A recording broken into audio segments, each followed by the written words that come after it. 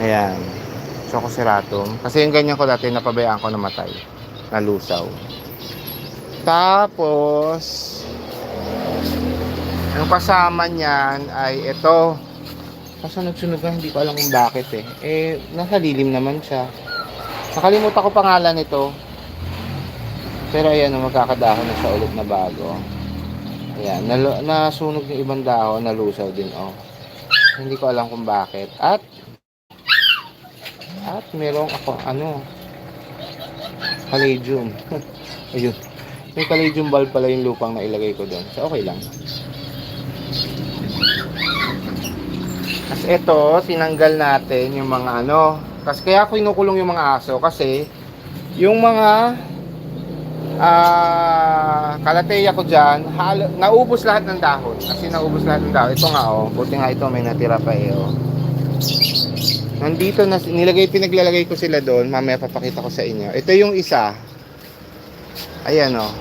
Ang kapal-kapal nito dati, nilipat ko na nga lang kasi kailangan ko ng pot. Nilagay ko dito yung pot.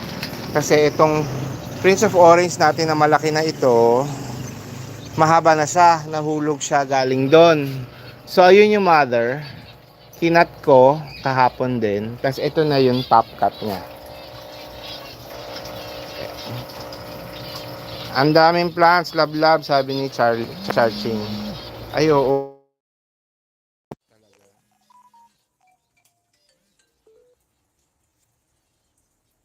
Adik ako sa halaman kasi talaga. Yan, sorry umikot, may tumawag. So ito na nga. So ayan yung ating mga niripat. Ay dalawa pala. Ito yung pangatlo. Yung ating Piper ornata. Kasi yung nandito, nireuse ko na tong aking heart pole. At tapos niripat ko na si Piper ornata. Mas maliit yung pot niya dati. Tapos nilagyan ko na ng pole kasi nag-vine na siya. Ayan. So inikot ko dito sa heart pole yung kanyang vine. Kaya ayan na siya. Dati diretso lang yan. Tanggalan natin ng tuyong dahon ang ating ito baka putulan ko na to ulit. Pinag-iisipan ko lang mabuti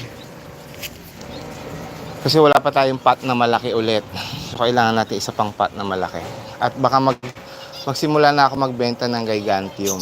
Pero papakita ko sa inyo yung mother niyan maya-maya. So far, lahat ng halaman natin dito nag-okay naman. Yung may mga napabayaan ko sa dilig, medyo bumabawi na ulit.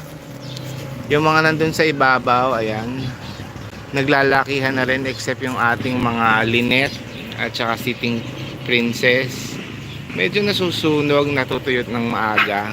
Pero kailangan siguro alagaan na lang natin sa dilig yan mga yan. Pero katulad nito yung ating, hindi ko alam kung si Melaleunia ito o si Green Imperial pero ang laki na may mga sunog siyang dahon, fine, walang problema. Pero ang napabayaan natin si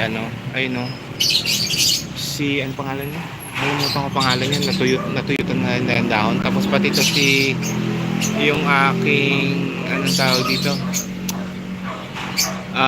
Malaking dahon na fiddly-fig. Natuyot yung mga dahon sa tuktok pero buhay naman yung ilalim. So iniisip ko rin tanggalin na yan dyan. Ililipat na siya. Pero so far, yung mga lumalaki naman yung mga malalaking dahon natin na philodendron. Malalaki pa rin naman yung dahon niya. Ayun Si actually, yung katulad ng ginawa dito, yung red Congo ko, ito feeling ko kailangan ko na rin gawin sa kanya yan. Ayun pala si Green Imperial, ayun pinalilito ko kung yun si Green Imperial o ito Tapos, or si Melaleunia. Nalilito ko kay Melaleunia at kay Green Imperial. Anyway, ayan. Tapos ito yung aking sino nga ba ito? Alam ko ayun si Verocosum ko Hindi ko maalala kung sino to. Pero ito na nga nagdahon na ulit kasi naubos yung dahon nito Tapos meron ako dito si ayan ang ganda ng mga dahon. Ito si Mirabilis natin. Nagkakaroon na ng malalaking dahon si Mirabilis. Ito si ating sino nga ba to? Ayun, ito pala si Verocosum, sorry.